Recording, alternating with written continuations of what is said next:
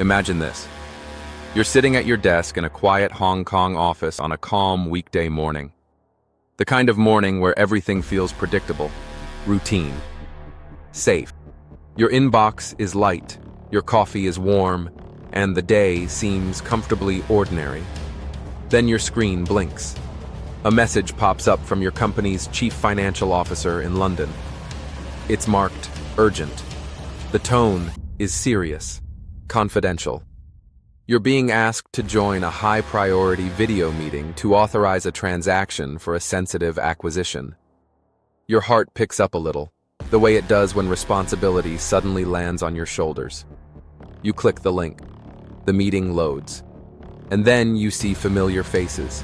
Your CFO, senior colleagues, department heads, everyone looking crisp, clear, and real. They greet you. They thank you for hopping on so quickly. They explain the situation. Funds need to be transferred immediately. You nod, take notes, and start following instructions. You don't question anything. Why would you? These are people you know.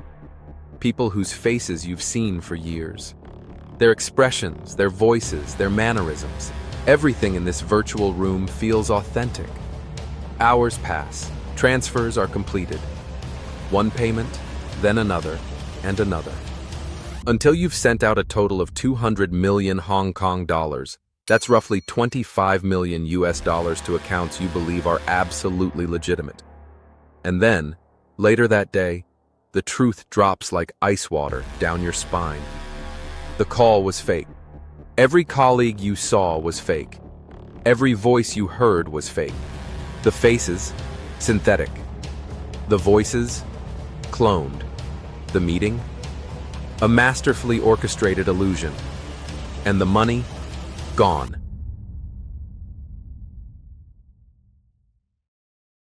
This isn't the setup of a futuristic thriller. This actually happened. The victim was an employee of a global engineering giant in Hong Kong. And according to investigators, the scammers didn't hack the company. They didn't breach firewalls or steal passwords. They did something far more terrifying. They used artificial intelligence to recreate real executives on a video call, then used those digital clones to control the conversation, the emotions, and ultimately, the victim's decisions.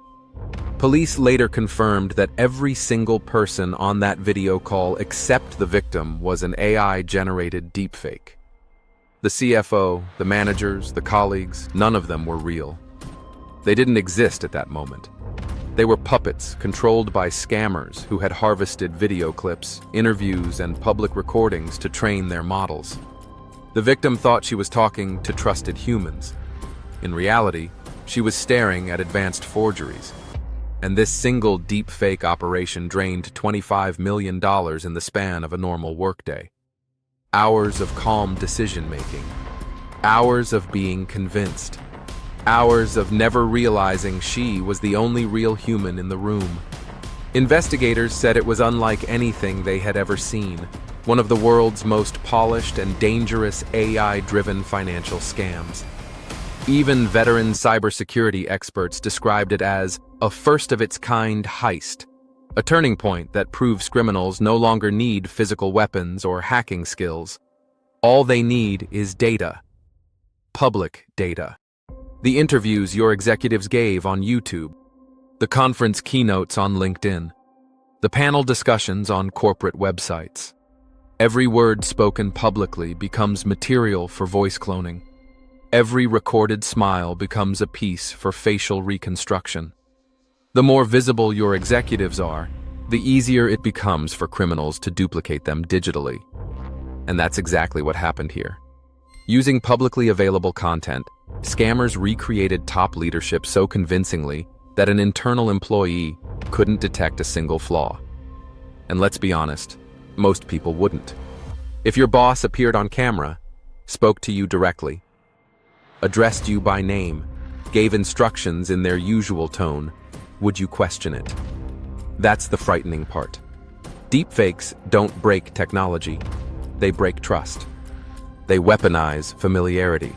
They turn our confidence into vulnerability. And the aftermath of this attack didn't just shake the financial world, it rattled the very foundation of digital communication. Law enforcement in Hong Kong has since warned companies that identity is no longer guaranteed by a face or a voice.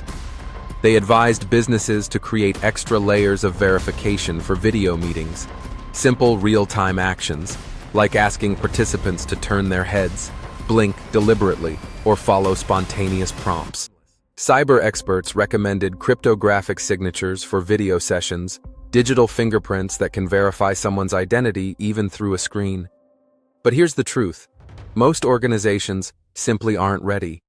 They rely on email, video calls, and familiar faces to validate decisions. They rely on gut instinct. They rely on trust. But deepfakes don't care about trust. They imitate it. They mimic it. And they weaponize it against you. So what does a company do in a world where a fake executive can steal millions with a smile? That's where next-generation cybersecurity comes in. Solutions designed not just to protect systems, but to protect identity. And one of the platforms specializing in this next-era protection is Telarus. Telarus isn't just another firewall or antivirus tool. It focuses on authenticity, detecting the subtle signals that differentiate a real human from an artificial one.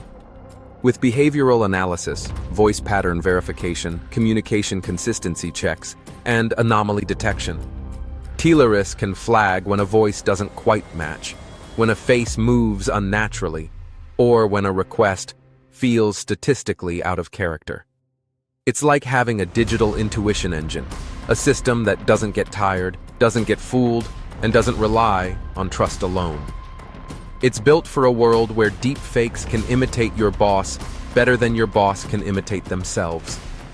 Deepfake crime isn't slowing down, it's accelerating. And this incident is only one story among many. But it's a warning. A loud, unmistakable warning about what happens when technology evolves faster than our defenses. In this new reality, the biggest threat isn't a hacker breaking into your system. It's a stranger pretending to be someone you already trust. The solution?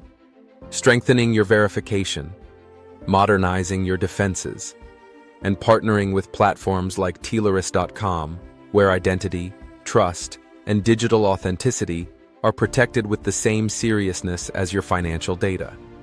Because in a world where voices can be stolen and faces can be forged, the question isn't, can you trust what you see?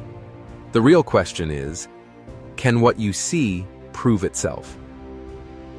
With the right tools, the right awareness, and the right cybersecurity partner, the answer can still be yes.